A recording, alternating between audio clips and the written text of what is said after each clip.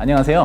역사 얘기 들려드리는 김과장입니다. 오늘은 이제 16세기 전성기를 달렸던 오스만 제국 이야기를 들려드릴 건데요. 오스만 제국이 특이한 게 있어요. 이 나라 왕, 술탄이라고 부르죠.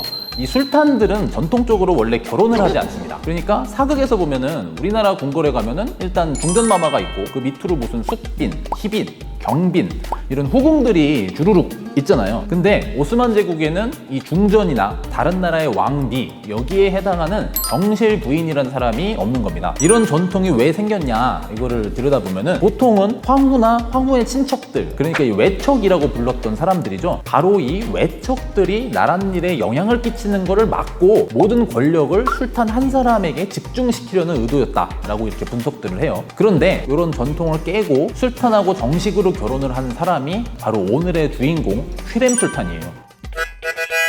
휘렘 술탄의 본명은 알렉산드라 리소프스카입니다. 서양에서는 흔히 록셀란, 록셀라나 이렇게 부르기도 해요. 이름이 무슨 스카로 끝나는 거 보니까 감을 좀 잡으신 분들도 있으실 것 같은데 원래는 오늘날의 우크라이나하고 폴란드쯤 되면 이 지방에 살았던 사람입니다. 평범한 정교회 사제의 딸이었다고 하는데요. 록셀란이 아직 10대 소녀였을 때 이 마을에 약탈자들이 습격을 해와요. 그때 록셀란이 납치가 돼서 터키의 연안의 크림칸국이라는 곳으로 노예로 끌려가거든요. 그리고 거기서 다시 오스만 제국의 하렘에 바치는 노예가 돼서 다시 끌려가게 됩니다. 그러니까 초녀는 엄청나게 불행했던 거죠. 이때 오스만 제국의 술탄은 슐레이만이었습니다. 굉장히 유명한 분이에요. 역사적으로는 슐레이만 대제라고 부르기도 하는데요. 이분이 46년 동안 술탄 자리에 있으면서 오스만 제국의 전성기를 이끈 분입니다. 오스만 제국의 세종대왕이다 이렇게 생각하시면 됩니다. 그러면 슐레이만의 하렘에는 어떤 여자들이 있었느냐? 일단 마히데브란, 이 분이 슐레이만의 총애를 받았습니다. 그리고 마히데브란의 아들인 무스타파가 제국의 다음 술탄이 되기로 낙점이 되어 있는 상태였어요. 사실상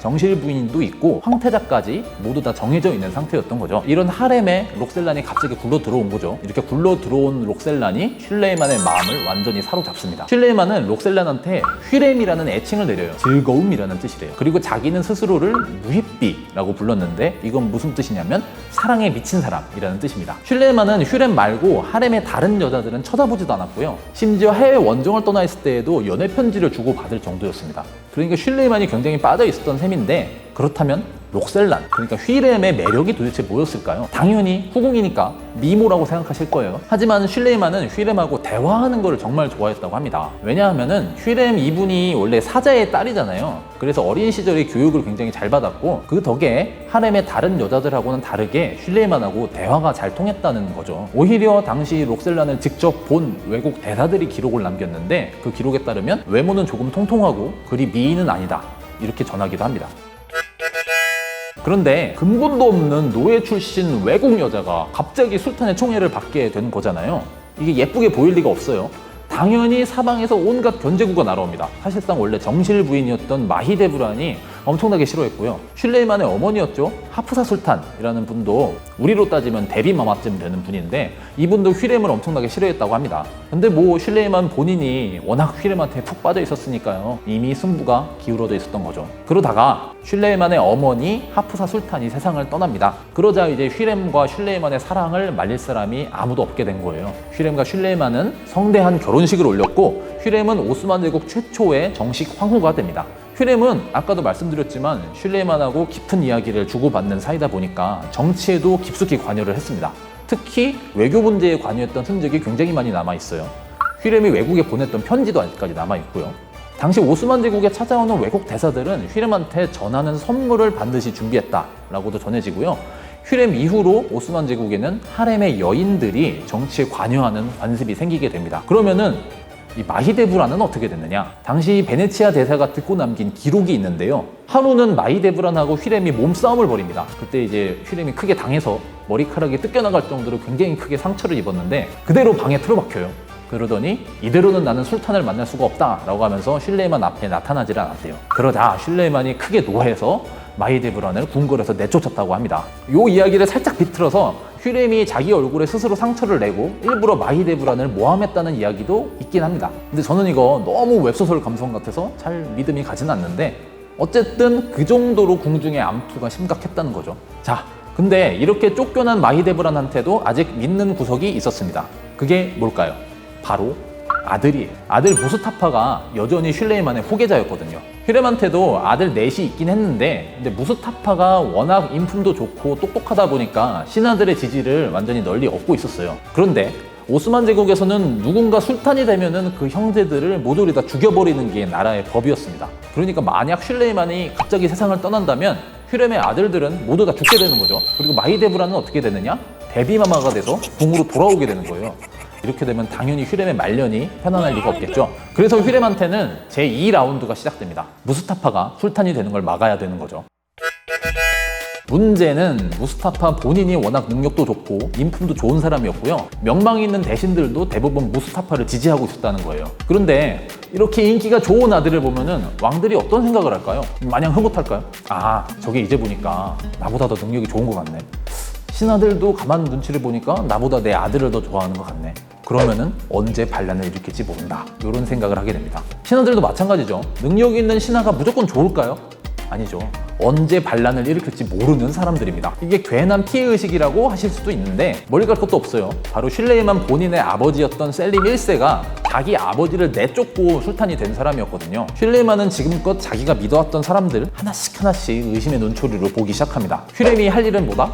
그 의심을 조금씩 옆에서 부추기기만 하면 되는 거예요. 우선 제국의 재상이었던 이브라임 파샤라는 분이 있어요. 이분은 대표적인 무스타파 지지파였습니다. 이분은 어렸을 때부터 슐레이만하고 둘도 없는 친구 관계였어요. 그 덕에 제국 역사상 유례없는 초고속 승진을 해서 재상 자리까지 오른 사람이기도 했습니다. 물론 본인의 능력이나 주변에서 신망도 굉장히 좋은 사람이었는데 근데 이제는 그 능력하고 주변의 신망이 전부 다 의심의 빌미가 되는 거죠. 그래서 슐레이만은 이브라임 파샤를 처형합니다. 기록만 놓고 보면은 휘렘이 이 처형에 관여했다는 증거는 없어요. 어디까지나 슐레이만이 직접 내린 결정입니다. 하지만 휘렘의 음모라는 설이 아주 파다하게 퍼져 있죠. 그리고 그 다음은 후계자 무스타파 차례였습니다.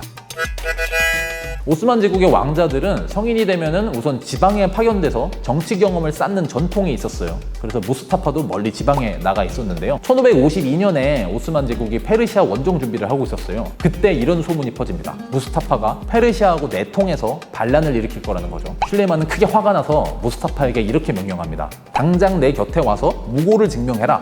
그럼 용서해주겠다. 이게 정말 용서하겠다는 뜻이냐? 진짜로 오면은 그대로 잡아 죽이겠다는 뜻이고 오지 않으면 반역자가 맞으니까 반란죄로 잡아 죽이겠다는 뜻입니다. 사실상 사형 선고를 내린 거예요. 이걸 다 알면서도 무스타파는 아버지의 명령에 따릅니다. 솔직히 아들인데 그리고 무스타파 본인의 인기가 워낙 좋으니까 설마 진짜로 죽이겠어? 이런 생각도 했겠죠. 슐레이만도 누가 그걸 볼까봐 걱정은 됐나 봐요. 그래서 자신의 막사에 천막을 두 겹으로 쳐서 아무도 볼 수 없게 합니다. 그 자리에서 부하들을 시켜서 무스타파를 붙잡고 목을 졸라서 죽여버립니다. 이 모든 일을 꾸민 건 역시 누구다? 휘렘이라는 소문이 파다했습니다. 이번에는 증거도 조금 있어요. 무스타파가 반란을 일으킬 거라고 슐레이만한테 전달한 사람이 리스템 파샤라는 사람이었는데 이 사람이 바로 휘렘의 최측근이었습니다. 사위였거든요. 자, 이로써 휘렘의 앞길을 가로막는 사람은 전부 사라졌습니다. 그리고 휘렘의 아들인 셀림이 최종적으로 슐레이만의 대를 잇게 돼요. 휘렘은 일찍 세상을 떠나가서 자기 아들이 술탄이 되는 걸 보지는 못했어요. 하지만 평생 원했던 바를 깔끔하게 이루고 세상을 떠났던 거죠. 휘렘의 이야기는 대대로 많은 주목을 받았습니다. 그래서 휘렘을 주인공으로 삼은 오페라, 그림, 소설, 만화 등등 여러 가지 창작물들이 나옵니다. 가장 최근에는 터키에서 위대한 세기라는 드라마가 제작이 됐어요. 이 드라마가 터키는 물론이고 이웃나라 그리스, 중동지방 그리고 세계적으로 엄청난 인기를 끌었습니다. 우리나라에서도 보시는 분들이 꽤 많은데요.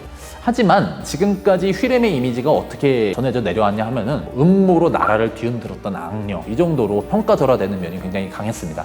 그럴 수밖에 없는 게 앞서 휘렘이 죽였다고 의심되는 두 인물이 있었잖아요. 이브라임하고 무스타파. 이 두 사람 전부 다 당대의 평가가 엄청나게 좋았던 사람들이고요. 그리고 휘렘이 이렇게 사람을 죽여가면서 술탄으로 만들었던 자기 아들 셀림 같은 경우에는 술탄이 된 다음에도 늘 술만 퍼마시고 나랏일을 완전히 엉망으로 해서 나라를 기울게 했다는 평가를 받는 사람입니다. 오죽하면 별명이 주정뱅이였고요. 죽은 것도 목욕탕에서 걸어 나오다가 그때도 술을 많이 먹었대요. 그래서 목욕탕에서 미끄러지는 바람에 죽었거든요.